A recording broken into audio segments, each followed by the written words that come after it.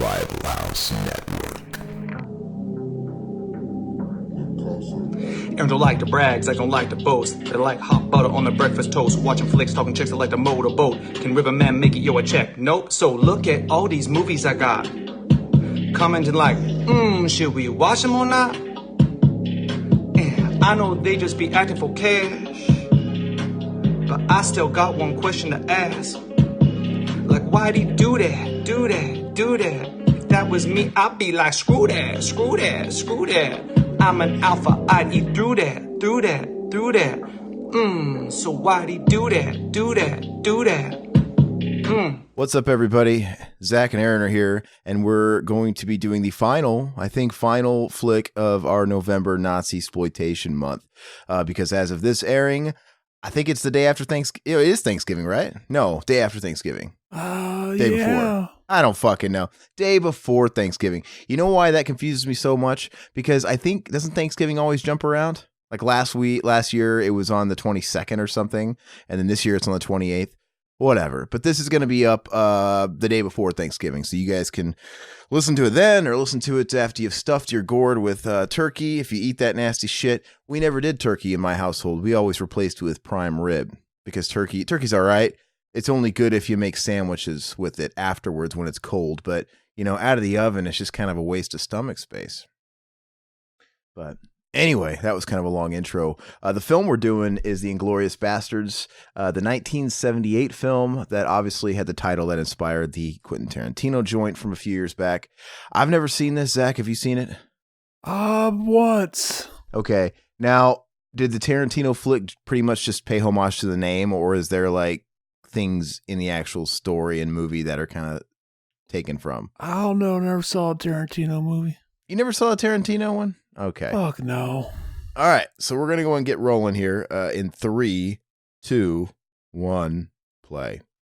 Yeah, we should also point out that this is the last episode of BTM Podcast. I'm fucking tired of it. We are done. This is the end. I'm getting burnt out. I'm getting burnt out. This is the last episode. This is it. Like a Michael Jackson tour. This is it. Exactly. The shows that never happened. Exactly. Well, this is it. Me and Aaron are going to fucking ritually commit suicide when this show drops. We're going to just ride off into the sunset on top. Hey, this is like the beginning of fucking Earth Goes to Jail, baby. Yeah, I'm noticing that. Dun, dun, dun, dun, dun, dun, dun, dun. So, are we just trying to see if people... So why am I doing that? This ain't no right, no tell. Okay. Dank film. But yeah, I'm getting burnt out. Never ends. We're always fucking recording a new episode. Always got something new to edit. Then I got a fucking week to edit a new episode. A week to get another thumbnail ready. Week to get this other shit ready. Fucking never fucking ends. Fucking tired of it. First I've heard of it. I mean, you know, it is what it is. It is fucking exploding right up in your fucking face. Right? It just you never saw it coming. That's how I do. On a scale of 1 to 100, 100 being the most severe and 1 being the most least severe, how severely serious are you right now? Fucking 180. 180? That's a lot. 180. Okay. So that's a bit of an extreme choice. You don't think maybe there wasn't an option C, like, oh, let's just take an extended break or hiatus? Nope, this is the fucking end. Okay. This is the end, friend. I gotta say, it's kind of punk rock to quit right before we even start Christmas month, which is... Exactly, that's the big fucking... That's the needle in the fucking coffin right there. The fucking nail in the coffin. Merry Christmas, everybody. Fucking Christmas. The fucking worst music played all the time. Fucking movies. Fucking it's depressing time of the year. Fuck it. I think it's even more punk rock because we technically have the marathon we did last Christmas to go up for this Christmas. Yeah, I ain't fucking doing that. Fuck that. No, hold on. It's actually more punk rock because it's like when your favorite show gets canceled abruptly, but they have to fill the slot for 1 or 2 more episodes still. So they just do like a recap episode, right? Where they show you clips, like a clip show. And those are the fucking worst. It's kind of like that. Exactly. We got Zach. You got to do the fucking bonus episode too. See, the point of doing the bonus live streams was like, it doesn't take up any of the workload. It's just we do it live and that's it. I never have to touch it. But no, we got to fucking put those out too. Well, don't they? Fuck it. Well, see, when we did that one last year, we did it on like Twitch, right?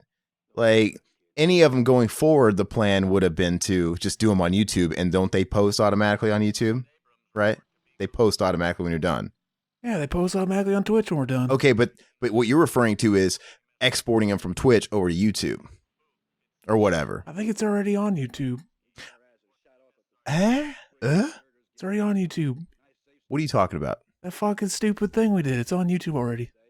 The fuck are you talking? Not the Christmas. Yes, it is. When did that go up? Like the day after we recorded it. You're fucking with me. It did. Then why? No, first of all, if you're right, why have you let me go on and on and on about that going up? Because it never went up. It did go up. No, I'm gonna. If it didn't, then just fucking download it from Twitch and upload it. Why I gotta do fucking everything? Zach is on fire. Why don't you pick up some of that workload, bitch? That looks like Burt Reynolds in blackface, everybody. Look at that guy. It is. It is. Fucking he's a fucking cunt showing up in blackface. He's fucking the guy from Canada now. You know what sucks? He got reelected. No, I was going to say, how's come we're so inconsistent on this? I was thinking the other day, how's come, it's considered racist to put dark makeup to make yourself look darker. However, putting a chemical on your skin that doesn't wash off for like 2 weeks to make yourself look darker is A-okay. How's come that? And then if we're going to say that's racist, how's come tanning at all is okay? I mean, it's not even good for you. You could give you cancer. Check out that guy's dick tickler. That's a legendary mustache. So just don't get tan because you're just trying to look darker and you're going to get cancer. I didn't want to interrupt you during that spiel you were just giving, but the frame's over, so you don't know what I'm talking about. But there was a guy that looked just like Crispin Glover. It's past now, but... Crispin fucking Glover. I would suck his dick. Yeah, I bet you he'd let you. He's kind of an artsy type of dude. Very not flamboyant. What's the word I'm looking for? I don't know. Avant-garde. I guess that's a word for it. Yeah, I'm not in your fucking mind. I can't read your thoughts. I can only guess what you mean. So, what's really bothering you lately, Zach? What else on your mind? I really am getting fucking burnt out. Like, it's just starting to happen now. And it kind of always happens around this time. Oh, yeah. The holidays especially. Yeah, so I'm just going to fucking bitch about it and make it somewhat interesting. Okay, well, nobody wants you to be burnt out, man. Oh, I am burnt. I'm a fucking lit cigarette. You put me out like that cigarette. My mom burned me with a lit cigarette one time. But not because you fucking deserved it. It's not. Did you chuckle when he said that? It's not. I'm trying to fucking make it so that nothing phases me. I'm just trying to keep going, and then you say something like that just fucking what the fuck. Okay, so I have to take the drama out of it. It was on accident. My mother was never physically abusive. It was. I walked into it. I walked in. I know, so it was kind of on me. I walked into her lit cigarette and burnt my forehead, man. Like Chucky and the lighter or whatever. Exactly. That's so funny. I remember one time my mom, back in the day, she smoked. She quit I was probably 12, 13. But she was smoking a cigarette. I ripped it out of her fucking mouth and did that thing in, what was that movie where fucking Ben Stiller just rips the cigar out of the guy's mouth and fucking smashes it into his hand. I did that. And she just started laughing. Mm. It's pretty donk. By the way, I'm going through the archives and we didn't ever post that, by the way. It's not on here. Well, it'll just get posted. Fuck it. Well, I thought that's what we were talking about the last few weeks. We have that. We're sitting on that. And it could be just something to launch. I would sit on it and I would shit all over it. Yeah, I don't remember how it went. You might all want to shit on it. I'd scoot my ass across it like a fucking dog wiping his ass on the carpet. Speaking of swan songs that are sort of anticlimactic, I guess the BTM swan song would be like that. But we did an episode on that marathon, but Married with Children, that fucking got no swan song. Exactly. They just ended abruptly, which I don't think you can really end abruptly when you're 11 seasons deep. Was it 11 or 12? It was a lot. Oh yeah. But I remember they were like, I watched the E! True Hollywood Story on YouTube, actually not that long ago, and they were talking about how like disrespectful it was. Like, we didn't even get to end it. I'm like, guys, when you pass the 8th season, you gotta always like prepare for that shit. Like, nobody goes 11, 12 seasons. Exactly. How would they end it anyway? Peg, does Al finally strangle Peg in her sleep? Fucking, hopefully, yeah. They would have had a great last episode. They were donk like that. I could see if they would have had another season where they would have went full on jump the shark. Al would have personified the Psycho Dad character and murdered his whole family. You know? Yeah, you find out like he was Psycho Dad, and this whole fucking series has been in like his in his head. delusions while he's sitting in the fucking straitjacket, the asylum. That's cool. I'd come. So, am I ambitious to assume that this movie has a similar premise as the Tarantino flick? I know you've never seen it, but are all these guys basically on a secret mission to take out Hitler? Oh, I don't remember. See, fucking war movies aren't my thing. Yeah, this doesn't look like a traditional type of war movie, though. Yeah, fucking just war movie. Like, just the scenery, the fucking, the plots, they always just fucking bore me. Here's the thing about war movies, and I'm kind of in a boat with you, but not really. So I think most of the ones that get a lot of acclaim, they usually earn, like they live up to it. They're usually pretty good, but they don't have any rewatch value at all. Like, I get everything I can get out of those flicks in my first viewing because they're always long. Those like epic war movies are always like 2.5, 3 hours long. And yeah, like Saving Private Ryan. Everybody talks about that one. I've watched it once. You know, for a war movie, was I engaged the whole time? Yeah, I was. I don't ever want to watch it again. I'm good. Yeah, like, who do you root for? Like, oh, I guess I'll root for not the Nazis. place I was born in. Not the Nazis, yeah. Like, I meant in Saving Private Ryan. Wait, what? I meant in Saving Private Ryan. Like, who do I root for? Oh, what are you talking about? Like, you're watching a war movie. Who do I root for? Yeah, not the bad guys. Who's the fucking bad guy? Everybody thinks the other side's the bad guy. Okay, that's exactly what I was saying. I'm trying to think of, I like Platoon. Platoon's a good movie, but it's not a movie. I've actually watched Platoon probably more than any other war movie, but that's not even saying much. I think I've seen Platoon maybe 3 times, but that's even like, really stretching it. But most of those I can only watch one time. I still haven't watched the fucking Mel Gibson movie, the one with Andrew Garfield. Why can't I think of it? What's it called? Fucking Hack Director Ridge or something like that. Yeah, Hack Director. Okay. Yeah, I thought I twisted knife in you a little bit. I have that on 4K. I bought it last year when it was like on sale and on the holidays, and it's in the. I just haven't gotten around to watch it because you have to really be in a certain state of mind to prepare yourself for a war movie. Like, okay, I'm gonna do this because it's an investment. You got to really sit down and give about a few hours of your time. So the best fucking war movie is Full Metal Jacket, and once it gets halfway through, it's a shit movie because that's what it becomes, a war movie. I think Full Metal Jacket is a bit overrated, in my opinion. Amazing. But I think it's a bit overrated. It's all right. It's got some good performances. It's got some really cool characters. But yeah, there's just something about it. The last half or whatever where it just turns into a standoff, right? I don't fucking remember. There's a last portion of the movie. Like, I agree with you. The beginning parts of the movie and the first half or whatever it is, I might be off, are the better parts. But towards the end, it becomes a standoff where there's one enemy soldier like in some building and they're, running out of ammo and they're behind some bunker. And it's just this standoff, quiet movie. It's like, what the fuck happened? I don't know. Wasn't somebody else going to be in that movie besides Matthew Modine? Like somebody that was a bigger name? There's like a story behind that. There's a story behind that, and I don't remember what it was. Like somebody passed up on something, and maybe I think it was going to be Matthew Modine's big break, and obviously he didn't really turn into anything big. It's going to be Matthew Broderick. He turned it down to do Ferris Bueller, I heard. He went on. Matthew Modine starred in that. He went from starring in a Stanley Kubrick joint to playing co-fiddle, second beat player to Jason Statham in The Transporter 2.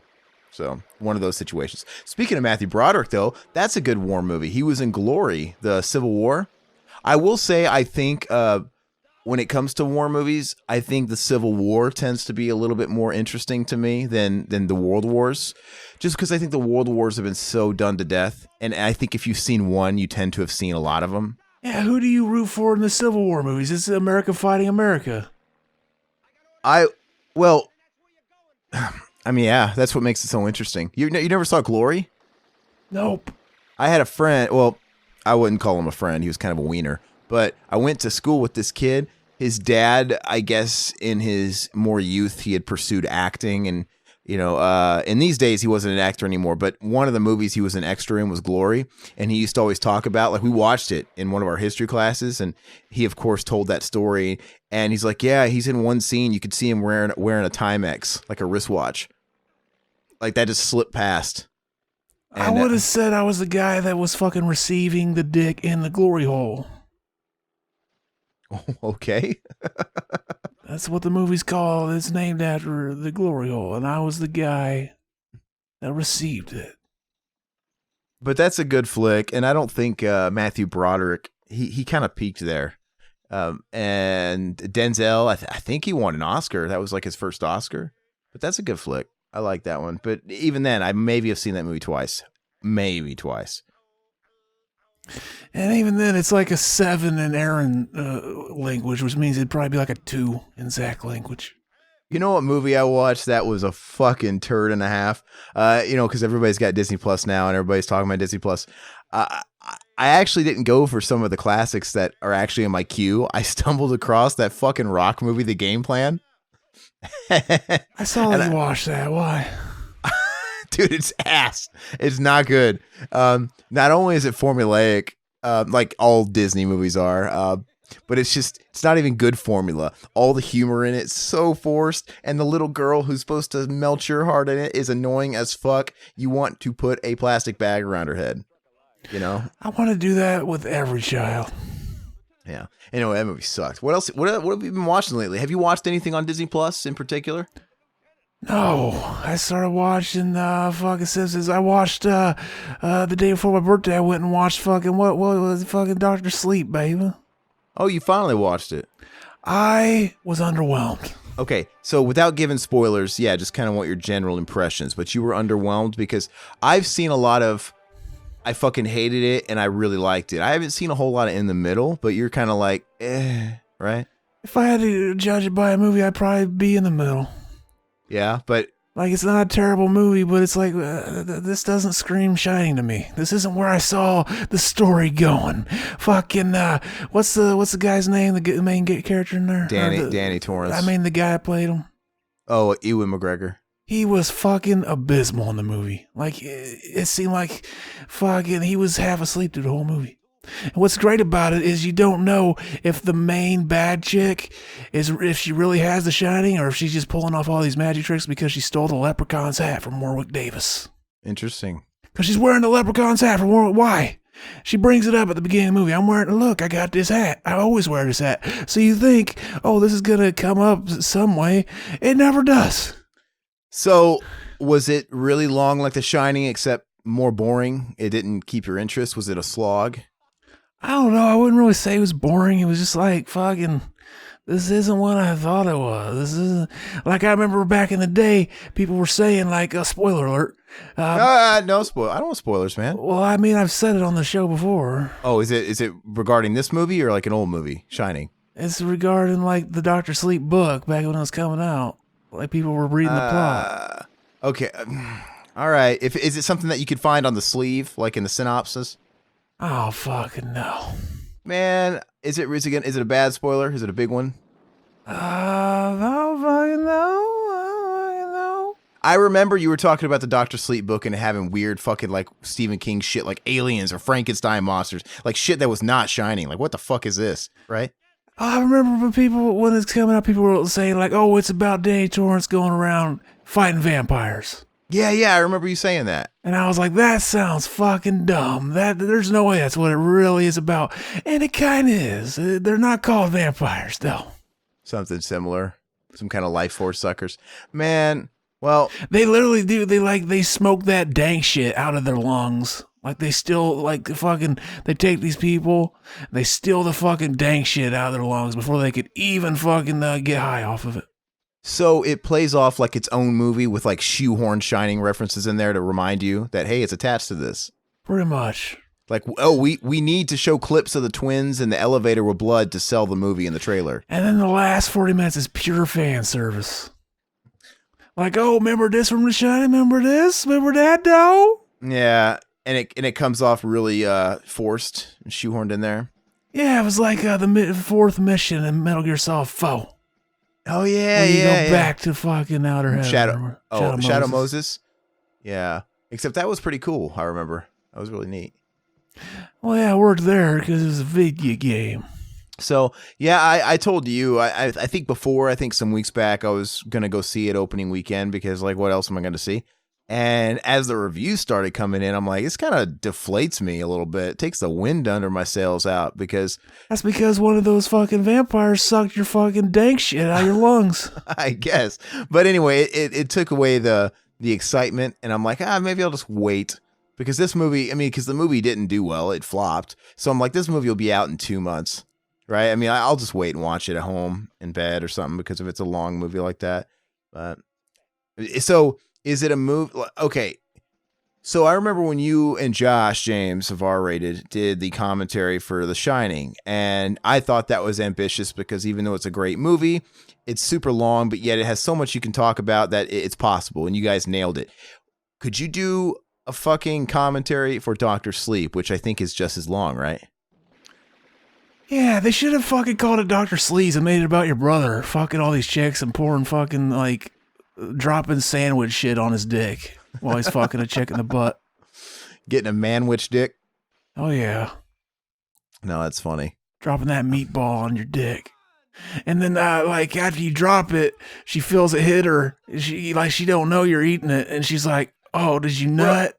Bro, is that Fred the Hammer up there? He didn't notice that's who it was. Is that who that was? I never even noticed it. That looks like a fucking ghetto poor man's Tom Savini. It is Tom Savini. Shut the fuck up. No, it's not. It's Tom Savini. And that's the Gutenberg right there. Yeah. I wish. I bet he wishes too.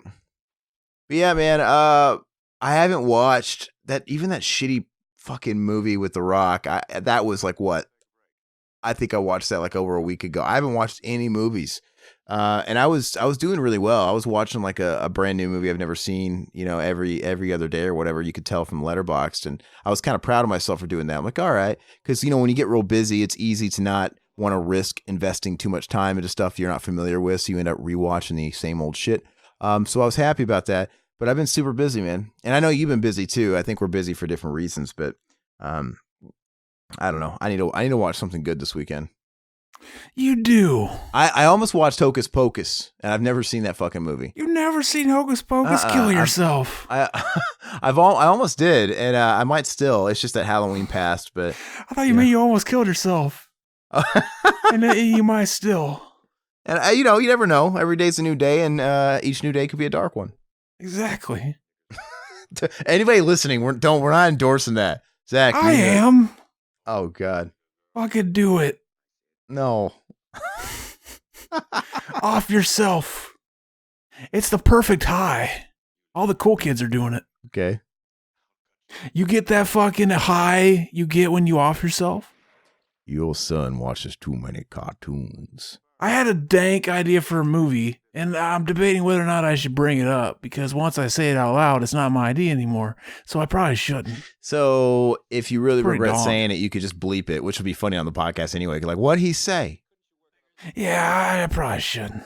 Why? I want to give my feedback. It's going to be really fucking depressing. Okay, so can you type it in the chat and I can see it? And I can just kind of give my reaction without spoiling it? I'll just fucking say it. I ain't ever gonna fucking make a movie. It takes place in a hospice where all these fucking people are dying. And it's a dark comedy, right? Uh-huh. And it's fucking the moral of the story is like, you know what, fucking, death, it might be better than this. It'll be cool then. And halfway through the movie, it's going to have like a big death scene where this fucking character that you got to know dies. And it's going to be just as intense as a birth scene. Fucking people are going to be around, fucking comforting them. Like, oh no, yeah, well, we love you and all this shit. It's going to be soul crushing, but at the same time, fucking hilarious because it's a black comedy. So what you have there is a concept. Okay. Yeah, exactly.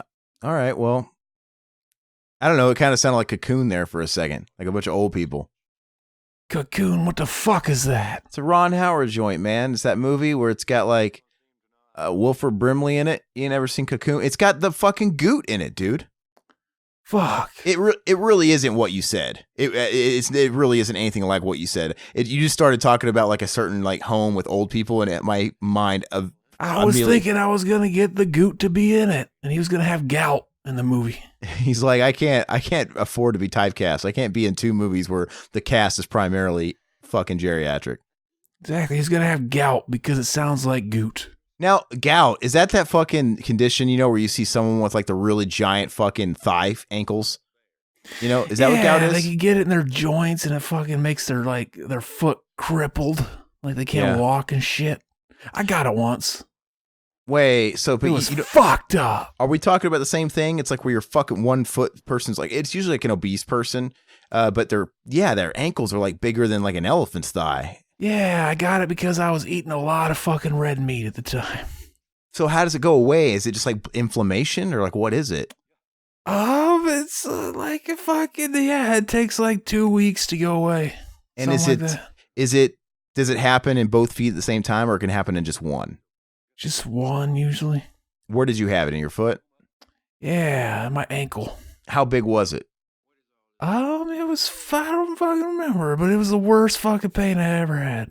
Was it really? So, when I see it, granted, it's usually like with people that are really, really, really big, so that probably makes the gout like area look really big, but it usually looks like a giant malformed tumor. That's probably just because they're already really big to begin with, right? But, maybe in a case like yours or whatever, it just kind of makes your ankle maybe as big as your calf, maybe? Yeah, it was real swollen. Yeah, it sucks, man. And from what I heard, it makes like fucking like your piss, like some kind of enzyme from your piss, like gets built up in your joint and it like fucking hardens there or something. Okay. I remember hearing that. It sounds fucked up. Yeah. So what if like you cut into your joint and there's just like cottage cheese piss stuck in it? Ew, dude. That's actually what I imagine fat looks like. Like if you were to slice open Boogie 2988, out would just be like a layer of cottage cheese before you get to like the flesh. Oh, I would fuck Boogie. Would you fuck Boogie? No, dude, he's so full. I can't not watch his channel because he's a car wreck. And then like if you ever bother to explore this stuff, but there's a lot of people that blast him online on Reddit and stuff like that because he does a lot of shit. He sticks his foot in his mouth a lot when he does live streams or on his Twitter and stuff like that. And you have all these people that screenshot all this shit and go digging down the wormholes and finding other stuff about him, because he's kind of a sleazeball. And somebody uncovered like his sugar daddy website where he like pays like these fucking whores and stuff like that. I don't know. He's such an interesting character, man. And me and my brother, we always talk about how we're just waiting for one day he's gonna like on camera and post it as his final video. He's just gonna fucking blast himself. That's how I plan to do it. You know what? You remember like that fucking My Life in Pictures thing that was really popular a long time ago? Remember his?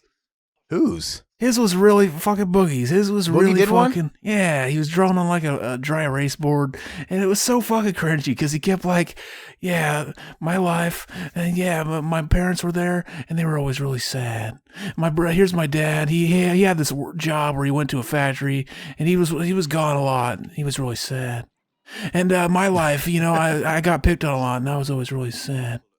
It was really fucking cringy, just like the way he kept saying like, "Oh, my dad would beat me," or no, my mom would beat me, and it happened almost every day, and it was really sad. It was fucking stupid. It was cringe. And I'm not taking the piss out if that stuff happened, but what I will say is, just from me being an observer, like anybody else that follows him, his his own worst enemy. I mean, this guy. I didn't believe it. I remember watching it thinking like, this sounds like he's just trying to. Or he's completely manipulative, right? Like a sociopath. Yeah. Now, if I were to make a wager, I'd say there's elements to truth to everything he's saying. Elements. And he just blows everything up. You know what I mean?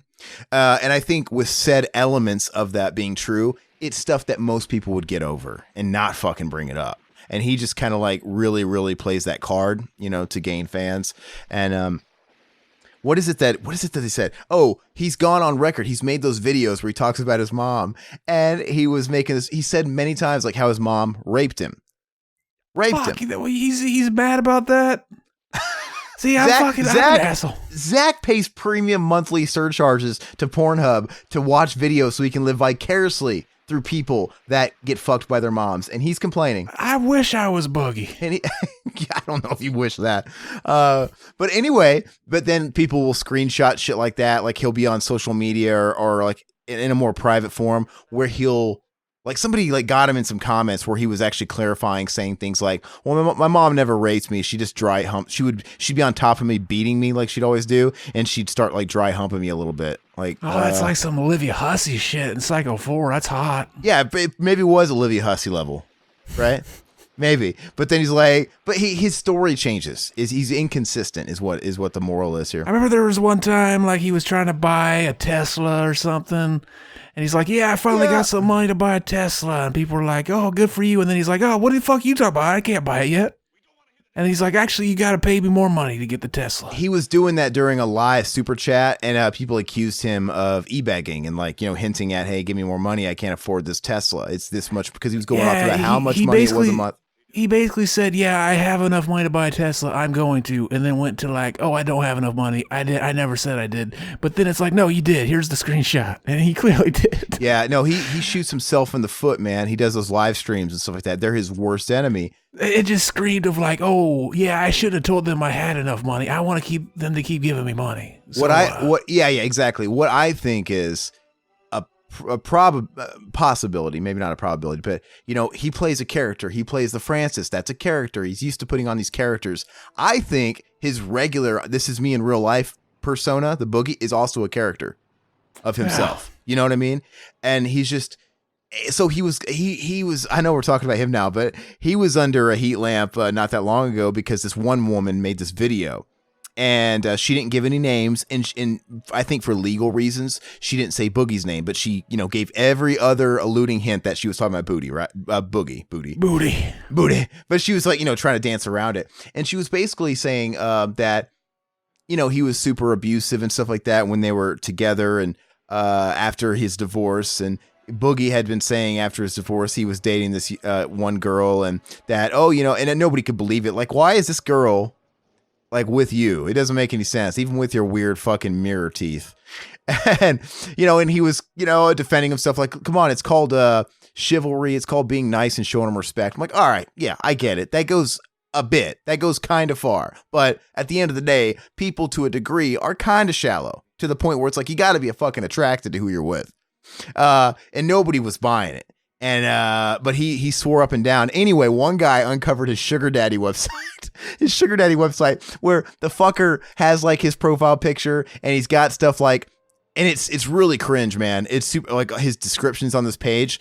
Like I'm a YouTube personality, and what he's looking for, he's like, look, I know he's down on himself all the time. He's like, I know I'm not much to look at, but you know what? I got money, and you know, I'm this and that. And he's got like, a 7-inch dick. Well, he's like that you can't even find because my gut is 20 inches. But anyway, and it on this fucking page, he's saying something to the effect of like, okay, I'm fucking not good looking. I'm not this, whatever, blah, blah, poor me. But then what he expects out of a woman, you should be very attractive and willing to serve me and do what yeah, Boogie knows how it goes. I know, like, dude, it really came off like that. Like, what the fuck? You straight up just said you're an ugly fat chud, but he doesn't want anybody shallow. He wants someone that can look past that. But you better be fucking really young and really hot and willing to take care of me and every one of my needs. That's what he fucking said. You got to be willing to polish each one of my digits too. But you know what? Suck my toes. But fucking fair play enough. If he's on a sugar daddy website, that's like glorified prostitution, right? Fair enough. Hell yeah. I guess if he's on a sugar daddy website and there's like a preconceived idea of what goes in that arrangement, then I guess it makes sense why he can have some demands if he's paying her. Anyway, the thing blew up about his quote unquote relationship, this girl he was dating, was that he was venting. She wasn't saying shit anywhere, but he was taking the vent sessions on his live streams and shit like that and talking shit. And he was basically saying, oh yeah, that bitch, all she wants is fucking money. She just wants fucking money. That's it. That's all she wants is money, and she's a fucking blah, blah, blah, blah. And then when somebody uncovers his sugar daddy website, it's like, what do you fucking think? You got her on a sugar daddy website.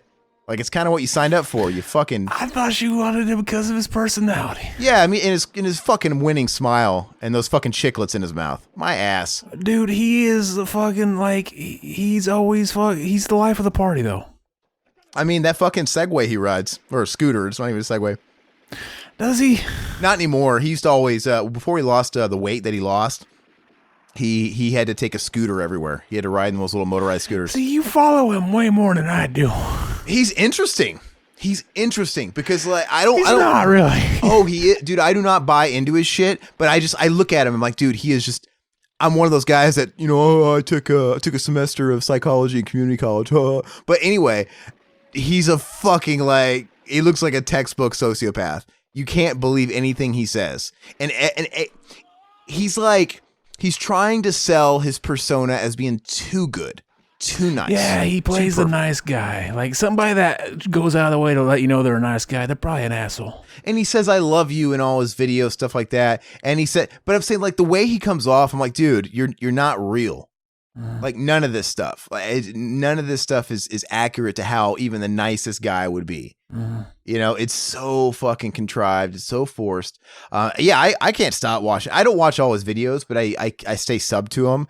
And depending on what thumbnail comes up and what, like, it's about, yeah, I'll fucking click on it because I like watching the fucking guy unravel. I've never seen any of the Francis shit. Like, fuck those. No. I'm trying to like visualize like the cringiness that it has to be, and if it's as cringy as I think it is, I don't know why I haven't watched it yet. His Francis videos back in the day were funny. That's what got him his following. Is he had this character Francis, and it was one of those things where you really didn't. It was like a Pee Wee Herman. Does he do like a voice? Does he do like a lispy voice or something? Yeah. But I'm saying it was like one of those things where when you first found his channel like years ago, you thought that was maybe really him, when you can't determine if it's a character or whatever. And there's nothing worse than somebody who plays a character that whispers and shit like that. That's so fucking cringe. Yeah. Look at you. But anyway, he was playing the role of a giant man-child that raged over video games, and he had his wife in the videos and stuff like that, and he would like fucking treat her like shit. And he was obsessed with Mountain Dew, and it was actually pretty funny, his old videos. He was me in real life. Yeah, but as soon as his wife dumped him, he couldn't do those anymore because, he fucking has to get around on it with a scooter. He can't make these videos alone. But basically, his channel has become nothing but vlogs, him talking and being real. And it's just, like I said, it's just like watching a fucking train wreck. So, I don't know. Basically, randomness. Okay. Remember that guy I sent you his videos, like the midget guy. He's like, oh, I sent you his channel video, and he was like, on this video you will see basically randomness, and it just keeps like going through different things, and he's like random vlogs. It's fucking donk. I have to find that again. That's funny. I don't really remember what you're saying, but it sounds funny. Random vlogs. Was he Indian? He was Indian. He was weird. He was something. He looked like a corpse.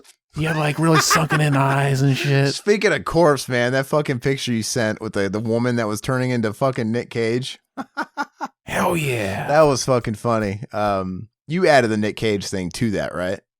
That's fucking Nick Cage. He's donk. When are you doing Nick Cage exploitation? I'd be fine with doing one after Christmas. We're quitting. We are. This is the last episode. Blowing your fucking cover, talking about doing a Nick Cage exploitation. No, it's perfect. We got to be the podcast equivalent to Kiss or Motley Crue if you've been keeping up with the news. We're fucking done. We're tearing up at the contracts. We are never doing another podcast again. And then in a month, we come back and announce Nick Cage exploitation, and we get everybody up in an uproar. Right? Yeah. See, that was the plan the whole time. Like, we just go through the whole thing pretending it's the last one, and at the end be like, we're just kidding though. Yeah, we went halfway. It's good enough. No, what's funny is, have you read about that Motley Crue shit? So 4 years, I think it was 4 years ago. 4 years ago, Motley Crue went on their first big Kiss moment where it's like, okay, this is our last tour. This is a farewell tour.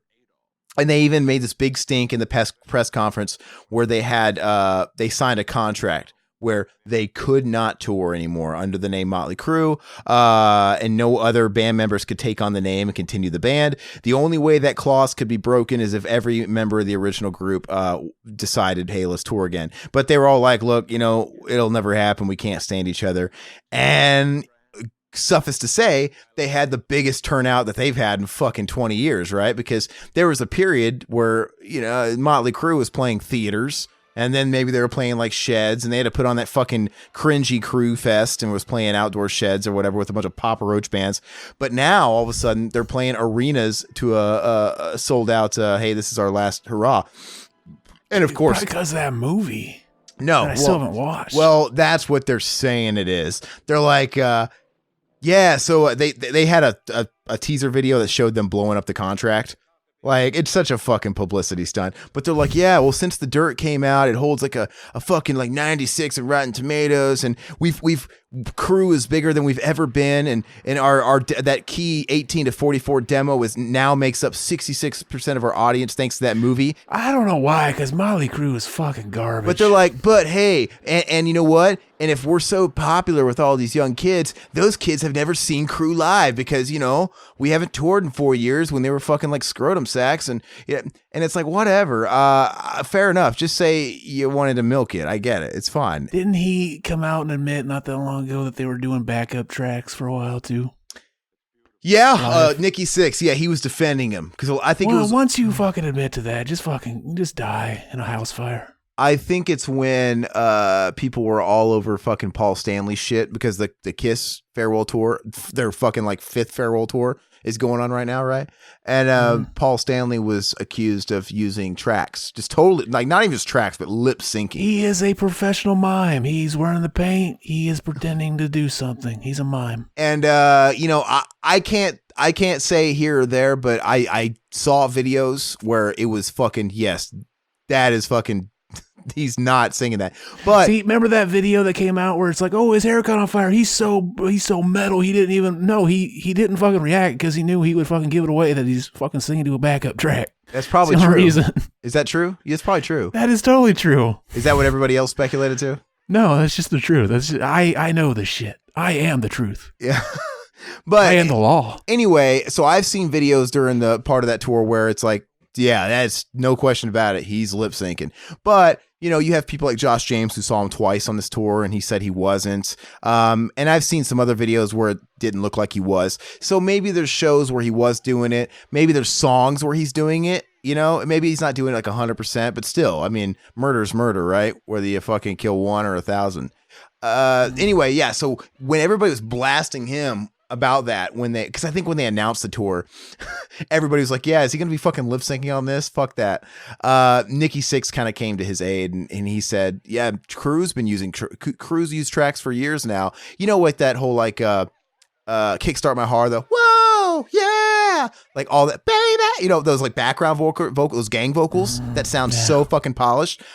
If you see videos of them live, it sounds like that. Like you're trying to tell me fucking Mick Mars, who looks like the fucking Crypt Keeper. Yes, we wheeled in like Hannibal Lecter. Nikki Sixx and Motley Crue. Those 3 are making that big, loud, studio quality gang vocal. No, my ass. But what's funny is I think that's what he said. That's all they do. He's like, whatever. But Vince Neil clearly doesn't use tracks because he sounds like fucking shit on a platter. Have you listened to him? No, he's got that fun, like dude. He's got a funny video. He's got a funny video that's gone around pretty viral in the last year on the farewell tour where he's singing Kickstart My Heart. And it sounds fucking laughable. Like he can't even keep his breath. He sings in his nose like, ah! It doesn't even sound like a real like voice. Like he's not, I don't know what he's doing. But he's so fucking fat. Anyway, he can barely get like 2 nasal squeaks out. And then he puts the mic in the crowd and they sing the whole song. It's fucking embarrassing. That is a good idea. I just thought we fucking, what's his name? He got big with Rock of Love. We need a fucking Vince Neil reality television show about him getting open heart surgery called Kickstart My Heart. Yeah. And he's got to run a Kickstarter campaign because he doesn't have money anymore. Oh, he needs to kickstart his heart. There's so many, like it's funny, whenever there's an article on one of these websites that cover it about the Motley Crue thing, dude, there's people in the comments that have made play on words for all their songs that have something to do with food or Kickstart. I'm pretty sure the Kickstart My Heart is probably done, right? And, everybody calls him Vince Meal now online. Vince Meal. He's never going to live that down. And I think the worst part is one time he let it show that it affected him. That just makes it worse, man. Didn't they teach you that in the 4th grade? What a fuck boy. Don't feed the fucking trolls, man. It just makes them hungrier, baby. Anyway, so before they officially announced that they were getting back together, it was like bubbling in the rumor mill, like, oh, they're getting back. And they were denying it. They were playing that coy card a few weeks ago. And the rumor was Live Nation offered them a hefty $150 million deal. Wait, was it? It was like 200 million. It was a lot to get back together, but they had but that there was a clause, there was a requirements on the conditions that, I think it was like Tommy Lee go to rehab because I think he's had a drinking problem lately. I don't know, but the main one was Vince Neil lose 40 pounds. Was Vince Neil lose 40 fucking pounds and maybe even go to rehab himself, because it's like, dude, we want you guys back together because there's a market for you after the dirt and, people will eat it up, but you're fucking really fat. You're a tank. He's gotten even bigger in the last couple of years. And that's how you know they're just a shit band that just fucking, it's all about their looks and shit. Like that just sums it all up. I never thought, look, I don't hate Motley Crue. I never liked him. I never liked him. And then I went down the rabbit hole a few years ago. I'm like, I'll give these classic records a listen. And they're like, they got 4 classic records? Hey, don't you fucking jump on that. You convinced yourself to like him. You just like a fucking, just like somebody fucking in a, torture chamber will fucking try to convince themselves they like that water smacking on their forehead. No, so what is it? I'm trying to think how many records they had. They had Too Fast for Love, which is all right. And then they have Shout at the Devil, which is okay. Then they had Girls, Girls, Girls, which is, that's actually, I like Girls, Girls, Girls, all right. These are shit songs. These are the albums, though, I'm talking about. And then, anyway, they had that Theater of Pain record, that one that has that fucking Home Sweet Home. That album is a fucking shit sandwich. It's not good. And that's what it should have been called. Yeah. But yeah, the other classic one is the Dr. Feelgood. But like I said, I don't think any of their albums are great. They're okay. Once I listen to them, like, they're all right. I get it. I guess I get the appeal because they had hooks or whatever, and the radio songs are clearly there. But and they were all about image, right? Before there were things like black metal and shit like that. Yeah, they were, because they were pre-hair band. They kind of came, the hair band movement sort of came in the wake of Motley Crue. Like, I think nobody called themselves hair band though. They called themselves glam metal. Yeah. Well, so when Motley Crue did it, they were, putting on the makeup and shit like that with the Shout at the Devil on that album cover and stuff like that in that video, because they're trying to pay homage to the Euro glam movement of the 70s and shit like that, or like even like David Bowie. So they were kind of blending that with, I guess, a harder edge style of music. Because if you listen to the first 2 Motley Crue records, they're not really a product of what became that 80s sound. It really isn't. They're kind of stripped down, just kind of hard rock records. That's why they're not too bad or anything, but they mixed in that Euro fucking glam thing in with it, and it just fucking took off after they exploded. Then you had bands like fucking Poison, who just became like the NSYNC of the whole movement, where they were just like all about getting the pussy, and they were just fucking terrible, pop bands. But anyway, the deal is like the $150 million or $200 million, whatever it is, to reunite on the basis that he lose 40 pounds and all this other shit and get in shape, which I think is fucking hilarious. I'd do it. Like, fuck, I wouldn't even have any shame. Like, you're going to pay me how much? All right, I'll do it. I'll put this hoagie down. But I think he took offense to that when he was playing it down.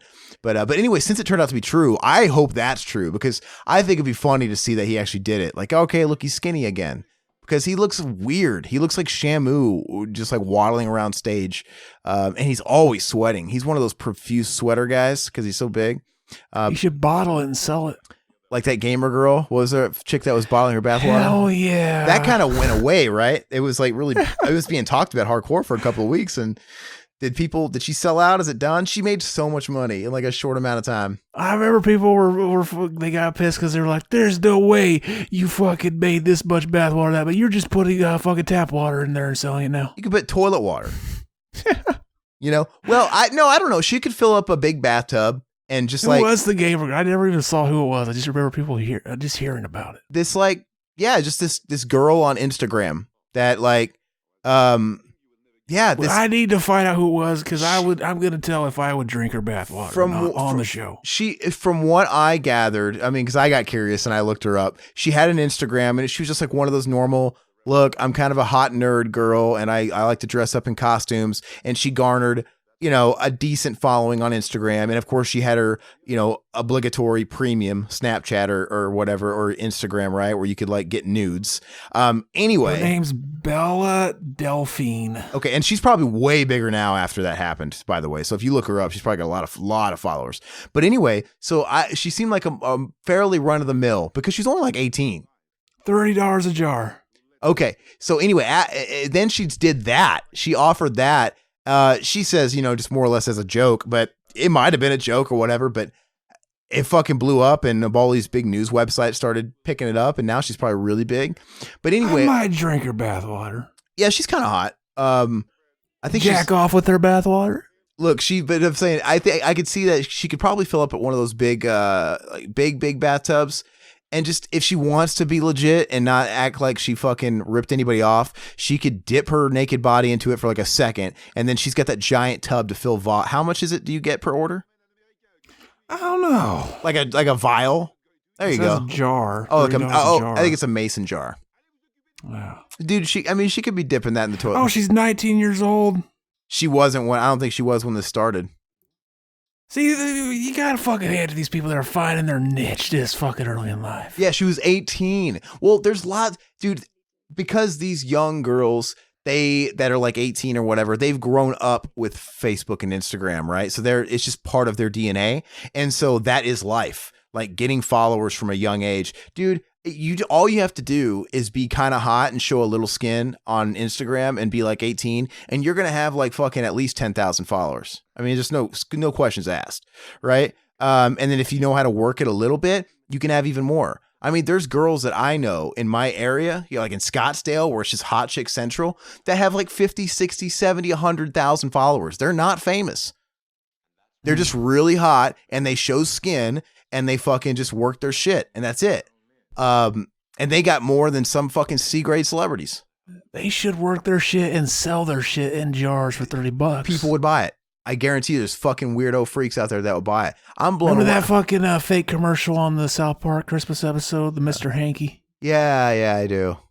That would be donk. Yeah, so. Get their shit in a jar and put faces on it like a Mr. Potato Head. That'd be fucking donk. But it does kind of blow you away. It's like, I don't know where I stand on girls, especially young girls that exploit what they have to make a shit ton of money. It's like on one hand, I'm all for it. Well, I'm saying like on one hand, I'm like, man, that's just all kinds of immoral. That's the American dream. That's the other side of it. The other side is just like straight up capitalism, supply and demand, all that bullshit. But because it's also like, man, if there's fucking 45, 60-year-old perverts out there that are willing to pay, no matter how silly maybe she thinks it is, if there's money on the table and they're dumb enough to sit there and shell it out for that, who is she not to capitalize? It's kind of this weird thing. Exactly. There are fucking morons in this country. You got to fucking take their shit if they're ready to give it to you. But the thing is, I mean, if she's really giving them the bathwater, like it's legit, I mean, nobody's getting duped. Like those fucking perverts know what they're buying. right? Yeah, just fucking you make so you can fucking mass produce it really quick. Don't even worry about taking it back. Just fucking take it, run a tap through your Johnny into a fucking jar. That's all we need. Yeah, I don't know, man. But like you said, is she still taking offers? I don't fucking Because I bet you $1 million, dude. Eventually she'd be like, I can't keep doing this, man. I don't care how much money I'm getting per jar. I got to start taking the water hose, right, and just filling this stuff up. But run it through the crack of her ass into the jar. I guess. Get that brown water. That's that dank water. Oh, I watched It Chapter 2. Oh yeah, better or worse or on par with the first? I enjoyed it. I give it like a 7 out of 10. But we talked I about enjoyed this. it. I enjoyed it in like a B movie kind of way. It's weird. I think you already mentioned this. I don't remember if it was on a podcast or just in private, but there's some bad CG in it. I did watch like a really fucking weird bootleg version that like every fucking 5 seconds the frame rate was slow down to like a jittery fucking mess. Mm-hmm. But I got through it, and it's definitely better than the part 2 of the TV series. Okay. It's like it's closer to the book. Like the whole thing that gets them all to meet had nothing to do with a little girl like it did in the series. It was some like a couple, like a gay couple at a fair or something, got like killed by fucking Pennywise. They thought it was like a hate crime or something, and that's what starts it all. Is that so? It's more like the book. That's in the book. Well, I could see why they would change, because that seems like something really pointless to change. But they probably did that because it was 1990 or whatever, and gay couple on TV wasn't really something. Yeah, ABC. it was on TV. Yeah, it's like an ABC wasn't going to have that back then. Now gay couples are on McDonald's commercials. They're not only gay, but it's like one's an Asian guy, one's a black guy, and they got like a Mexican kid. So it's completely backwards than it was like 30 years ago. See, I want that porn. With a kid? Hell yeah. All right. Kid watches while I watch. But yeah, so I think... Or no, it's from the kid's point of view, and they're like, hey, son. Oh, my God. I'm fucked up, man. Why do I do that? Why did I do that? You've clearly watched too much porn, because exactly. It's really made your imagination what it is. Exactly. Because you have stuff to base it on. But you're kind of in the minority, because I heard a lot of the general consensus was it wasn't as good as part 1 of this. That's what a lot of people said. See, I walked out of part 1 being like I was in the middle with it. Yeah. And then we talked about it, and I think I went up a little bit. I was like, yeah, I'll give it a 6. But this one, I thought 7. I'll watch the second one eventually, but I'm not in really any rush. Like they did the de-aging thing on the kids, because there's some fucking flashbacks, and it was donk, unless it was just the fucking copy I was watching, but it looked fucking donk. It looked like they had to have filmed this back in the day and just didn't release it till now. You know what's funny though is when it comes to de-aging effects, I've noticed if you're watching a shitty file online, it actually looks better. But when you watch it on 4K on a bitchin' TV, it looks shittier, right? You really notice the de-aging. Like, oh God, that looks like an animated fucking face over another actor.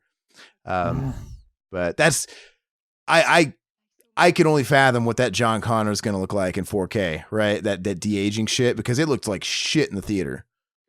Oh, he's gonna look amazing. Yeah. I think the theater is bigger than 4K even. I don't know. You know when you go to a movie theater though, like it's funny, they're just kind of working off a computer. You ever been to a movie theater and like either before the movie or like maybe in the middle of the movie it fucks and it goes to like a PC error screen for the file? I haven't. And it's like on the big screen, like what the fuck? I feel like why not just torrent the shit at home? Is that all we're watching? Just let me fucking pipe this into my fucking home. I'll pay you like $20. I won't, but I'll pretend like I will. I've seen that once or twice, and it really takes you out of it, like, because you miss the old days, right? Of going to a film. But no, it's just they got a fucking like a computer up there, and literally a movie turned off, and it was just like a Windows error screen, like file corrupt or what the fuck?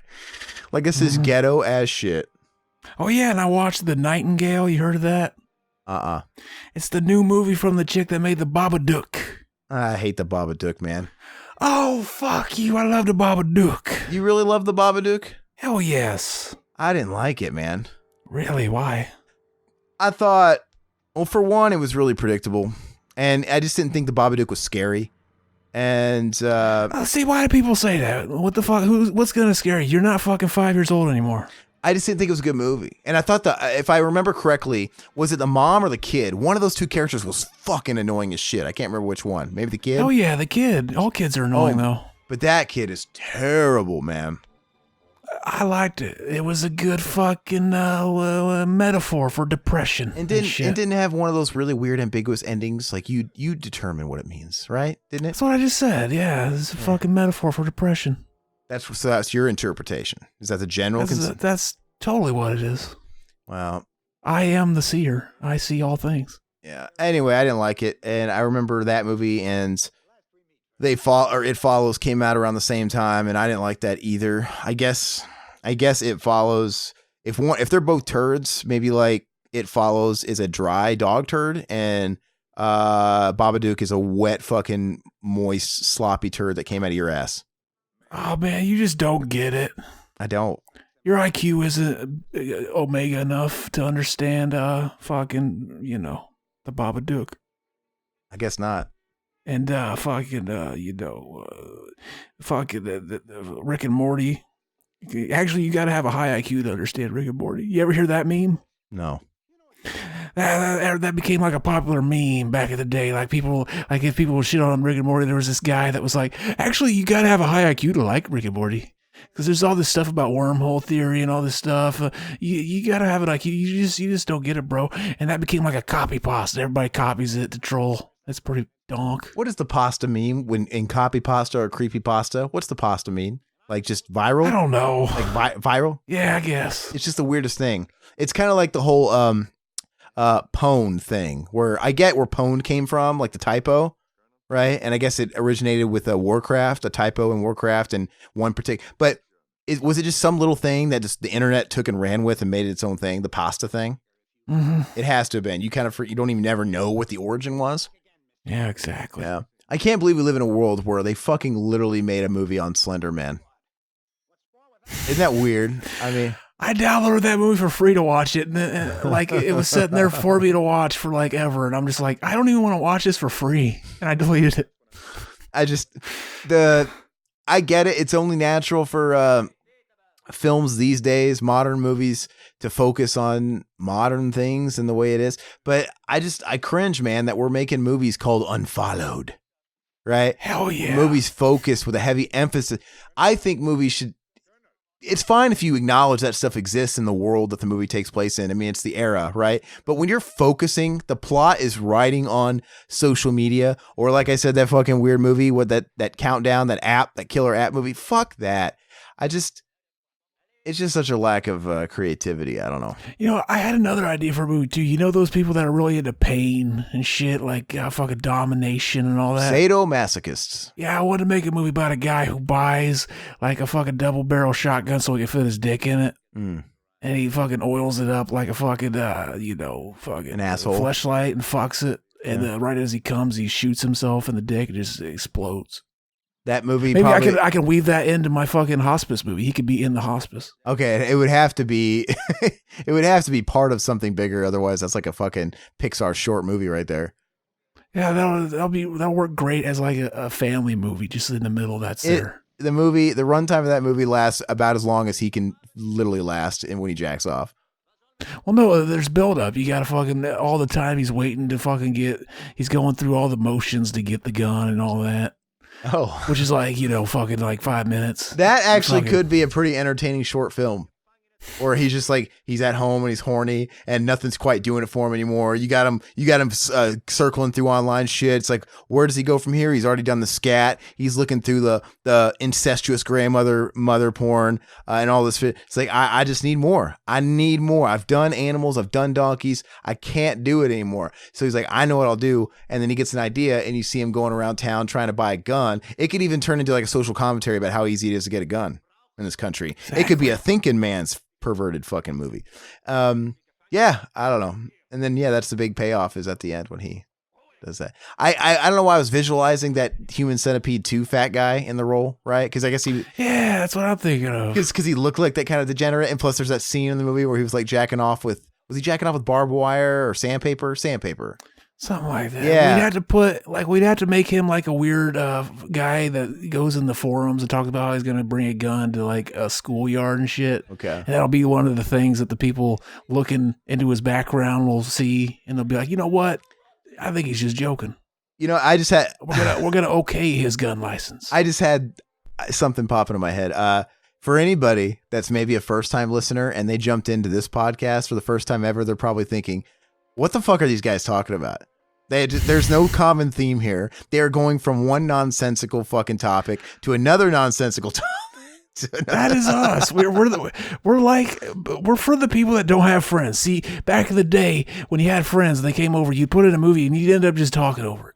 We're like that. Why can't we just pen it now? We're the podcast about nothing. We're Seinfeld, right? Exactly. That's all Seinfeld just was. A podcast about nothing. Podcast about nothing. That should be our tagline. We are the podcast about nothing. But anyway, that was just a sidebar. It just felt weird. It felt weird that that's what we were talking about. And a moment ago, we were talking about Motley Crue. And I don't even know where I was going with that shit. But you know, it's funny. I was talking about the Kiss thing and the Paul Stanley thing, but I actually bought tickets to go see Kiss next year. You bought fucking tickets to go watch karaoke live. Well, you know what's funny is when I bought them, I kind of forgot all about that. I'm like, fuck, because I was really against that. But you know, it's just one of those things. But I don't hate Milli Vanilli. I like a few. I haven't listened to every Kiss album. They got a fuck ton of albums. But you know, I've listened to about six of them or whatever, and I like some of them. I don't like some of them, but there's some of them I actually kind of like. You know, so. Only good song they ever wrote was God Gave Rock and Roll. And that's only good because the Wild Stallions covered it in their movie. Well, Kiss didn't even write that song. That's a cover. Exactly. Yeah. That whole album. They covered it from Wild Stallions. That whole album is good. I like that Revenge album, man. That's a banger. I like it.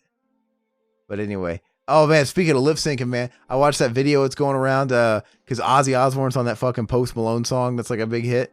And he joined him on stage in LA or whatever. And he comes out and he's fucking just, it's like clear as day. Like he's just lip syncing badly. And, but there it's commonplace. Nobody's judging him at a Post Malone concert because all the kids at a Post Malone show, they're used to all their art. Like they don't even care.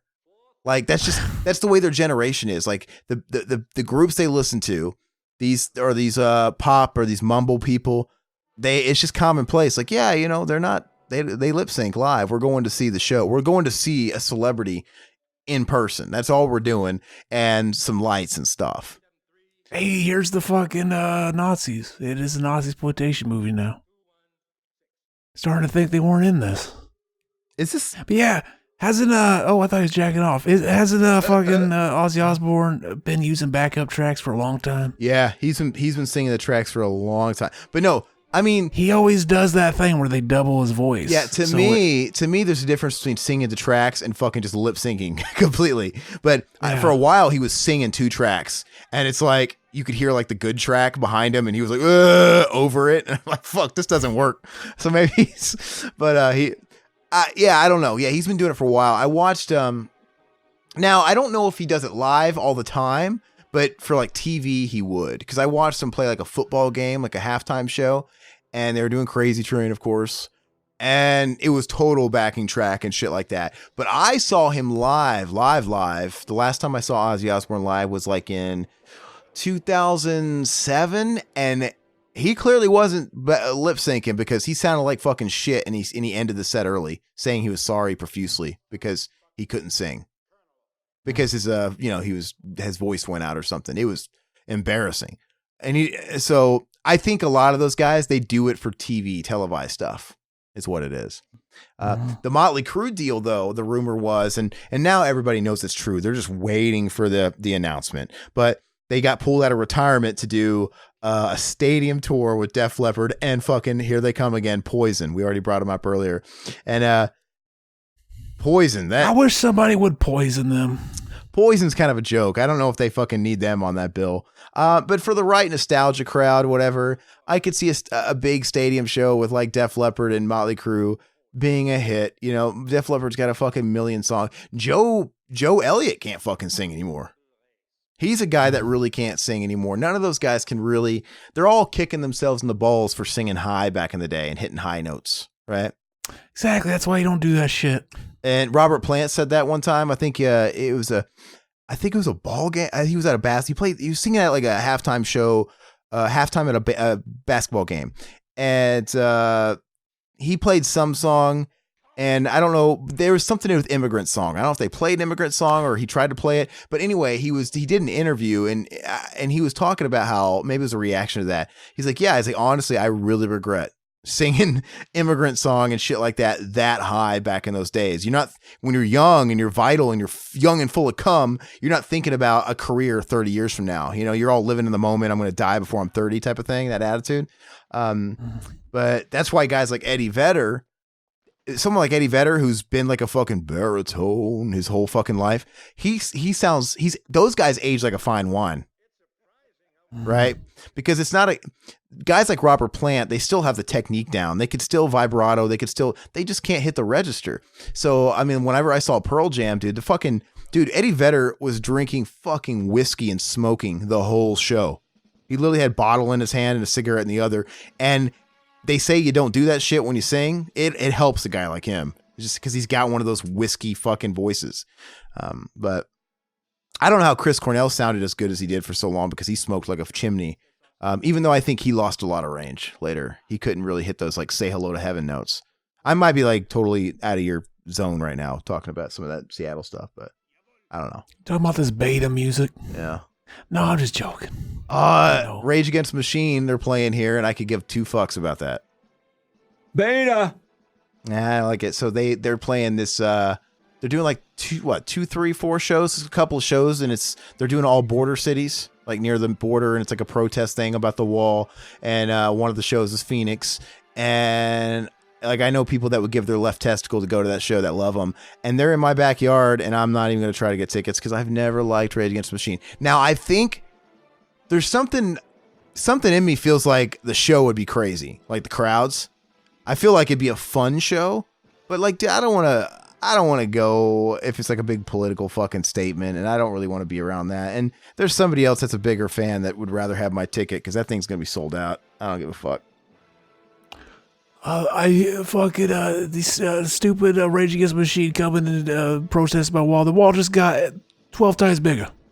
Just got 6 inches higher. Whatever. It just got fucking 20 feet longer, and we've already started building it. There's some of it already built. What's funny is Rage Against the Machine is arguably relevant still, and people get fucking their jimmies all worked up when there's any kind of activity from them, but they're actually the very definition of a legacy act because they don't put out records. They reunite. They reunited like once some years back, and now they're reuniting again just to go on tour and play some festivals, and then they disband. But they had 3 records and a cover album. I mean, and they're playing off those. It is kind of weird.